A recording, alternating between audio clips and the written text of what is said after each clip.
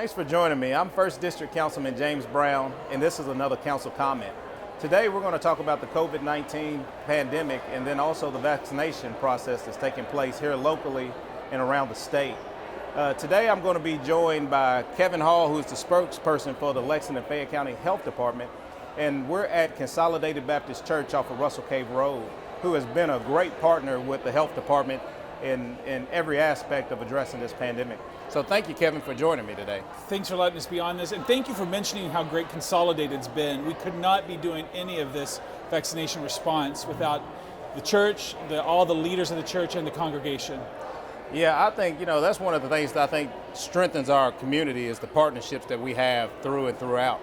And then let me back up and say thank you and all your team at the health department for your efforts that's been almost a year in the process with addressing the pandemic. I think it's been a real asset and a real value to our community, the way y'all have been professionals, the way y'all have kept us informed, the way y'all have been proactive and just doing your job. I think part of what people don't get a pat on the back for sometimes is just being ready and prepared to do their job when the need arises. So thank you. We appreciate that. And what people don't really understand is that public health does this every day. It's not just during a pandemic that public health rises to the occasion.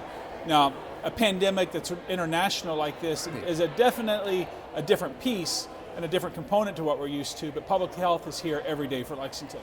Yeah, and I think that's important that you make that point. You just didn't wake up March the 6th and start at this. You do it on a daily basis. Just quickly, can you bring us up to speed kind of where we're at in the pandemic? This is the phase where folks are getting vaccinated, and we knew that we would get here at some point. So can you kind of just run down where, what has happened and where we're at in the moment? Right. Well, through January 21st, there are almost 28,000 positive cases in Lexington and 179 deaths. We're seeing around 200 new cases a day. What we're afraid of is people getting a little too relaxed because they hear the vaccine is in Lexington, and we need you to still wear your mask. We have a distance between us right now, and nobody is close to us. That's why we have our masks off, so we can communicate a little easier with people. But as soon as the camera goes off, the masks go back on. Keep social distance. Keep that, look right here, there's 6 feet between us at least. And make sure you wash your hands frequently. In terms of the vaccine, you look behind us, there are a few hundred people, close to probably about 1,800 people who will be coming through today to get vaccinated, both first-time and second-time people getting that dosage. It's not widespread available here in Lexington, and that's something that we hope people understand is right now we're still working on healthcare workers in phase 1A, and hopefully at the health department we'll get in 1B soon. Okay. Yeah, I know you made the point that it's not widespread, so we know there's challenges with the vaccination process. Some of it's logistics, and I know that's being addressed at all levels, federal, state, with Jim Gray, and then here locally, I know Mayor Gordon just put together a committee or a group that's looking at how we do that better. Can you speak to some of the other issues or concerns that are hurting the opportunity for folks to get vaccinated? Right now, it's really a supply issue. The demand in Lexington is high, which is fantastic because there's so many people who are on the fence or are scared to take it. So we want those people who are hungry for it to be able to get that vaccine. There's just not enough coming into Lexington. For the health department, for instance, we get about 1,500 to 1,800 doses maximum a week. We get those at the start of the week, and by the middle of the week, they're in people's arms. Now, this week is different. It's a Friday, but that's because of the Martin Luther King Jr. holiday. It pushed everything back on our schedule.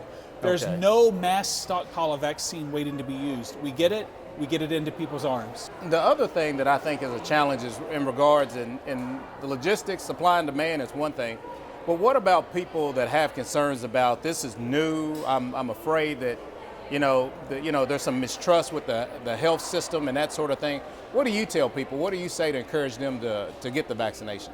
Well, one, we're going to have a lot more support from the federal government being able to help clear up any issues. There's more vaccine coming and there's more communication coming. We're also lucky in Lexington and in Kentucky to have the leadership from Dr. Stack, from the governor, from the mayor, and the council to be able to get the word out to people. But we do understand that there are long-standing historical and valid reasons to be afraid of this because there's been, like with the Tuskegee experiments, with Henrietta Lacks, with some of the things that have gone on in the past. We understand those concerns, particularly among African Americans and other minority populations. One of the things we're doing is any opportunity we have to talk to, whether it's a council member, a media representative, we'll do that. We also want people to know if they have questions, ask. Even if you think we've heard it 1,000 times, ask it 1,001. We want to speak directly to you so that you feel comfortable. Is there any, thank you for taking the time today. I think information is key. We'll share some information on the screen where folks can look up where to register to get vaccinations and find out more information about the vaccination. Is there any other information that you want to share as we wrap up? One, as patient as people can be, is appreciated that there's so many moving parts to it, and the health department is just one piece of that. The governor has announced that starting in February, there are going to be more widespread vaccination sites for the region. That's going to be a huge asset to the people of Kentucky. We're getting this out as fast as we can, and we're thankful that the people of Lexington have such interest in this. Yeah. That's good. That's all good information. Thank you, Kevin, for joining me today, and thank you for all you do for our community. All right. Thank you for having me. Thank you. 3 months ago, there weren't enough masks.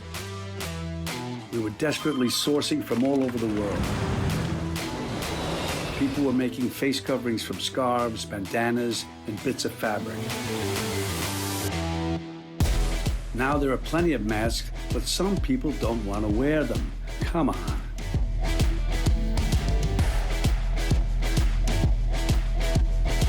Mask up, America. Welcome back. We're still here at Consolidated Baptist Church, and I'm joined by a firefighter, also paramedic, Terrence Tishner with the Lexington Fire Department. Thank you for joining me, firefighter. Absolutely. Would you tell me a little bit about yourself and how long you've been on the force and what station you work out of? I'm from Lexington, born and raised. I work at the Fire Department Station 11 off of Harrisburg Road. I've been on the department for about 5 years almost. I love it. Hey, we love that you love it. You know, we were talking in one segment with Kevin Hall about the importance of partnerships here at the church.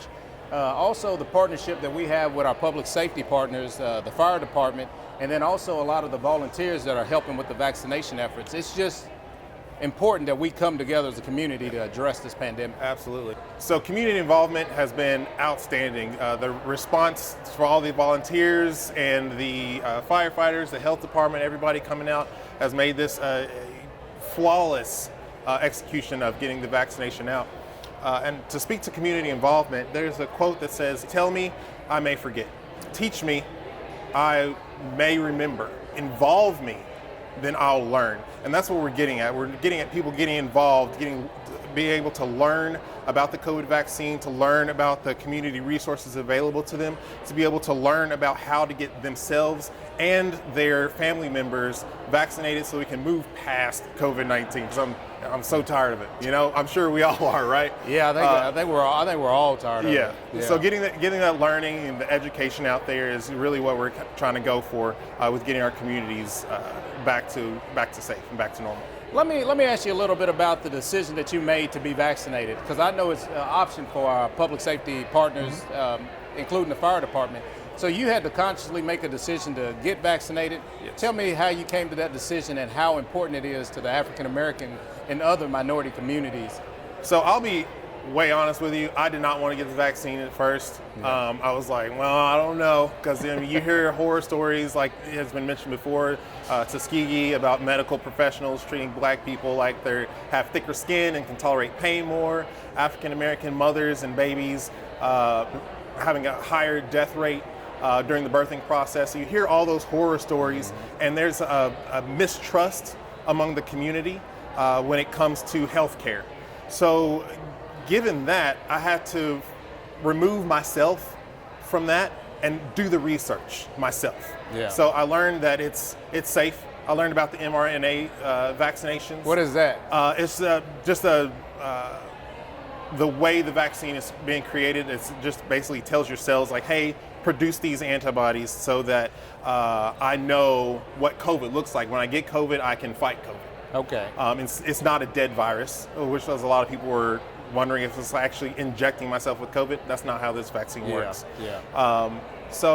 And also I have a mother who has a compromised immune system. I have friends with compromised immune systems.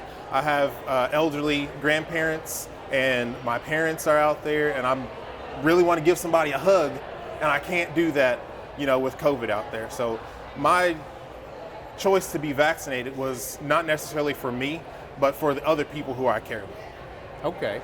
See, and I think that's what everybody has to do for themselves. I think for one, they have to get educated. Mm-hmm. I think for Absolutely. two, they got to figure out how their actions can either be an example to others or how they impact others. And then I also know that in the correspondence that we had together setting up this interview, you had shared some statistics about why it's important for the African American community to participate into this vaccination process. Can you share a little bit about that with us? So the African American and Hispanic communities are about equal with these statistics, but about we're like 1.5 times as likely to contract COVID as our white counterparts. We're almost 4 times as likely to be hospitalized due to COVID-19, and we're 3 times as likely almost to die from COVID-19. So our input into the vaccination process is paramount, not just for the community as a whole, but for the community, the African American and the Latino minority communities. One of the things that is good to note is that overall, we have to have 70% of the people inoculated in order to have what's called herd immunity or community immunity. Okay. And so even if every Caucasian person was vaccinated, it still would not be enough to get us to herd immunity so we can work towards getting past COVID-19. So we really, really need our community, the African American community, the Latino community, other minorities communities to step up and educate themselves about the COVID-19 vaccine, to be comfortable with the COVID-19 vaccine, and to get vaccinated. Okay, so pretty much what you're saying is it's going to take all of us. All of us, 100%. To battle and to fight and to get us past this pandemic. Yeah. So we've got to work together, and as you can see, we're working together here. Things are going really, really well. So we just need the rest of the community as a whole in Lexington. I believe we can do it. I'm excited to do it. So I'm just looking forward to it. Yeah, it looks like you got a well-oiled machine here. Firefighter Tishner, thank you for joining us. Thank you for your example with receiving the vaccination, and then also thank you for the service that you provide to our community. Oh, anytime. That's why I'm here. All right. Thanks for joining us.